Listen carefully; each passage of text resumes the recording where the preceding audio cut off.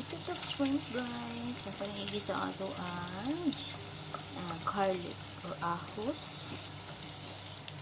Tapos, ilunod na ito ang onion. Onion. Tapos, mekis-mekis. Mekis-mekis. Tapos, ang atong tomato. Mekis-mekis. Tapos, ato nang ilunod itong swing. Atong pinamukalang bilak kanding. Nakuyawan ko pagkahagba nga din akong mayabo. Tapos, i-mix na dahil natin itong pangpalasa. Tapos, itong tomato paste. So, muna niya ito ang shrimp, guys. Luto na siya. Thanks for watching.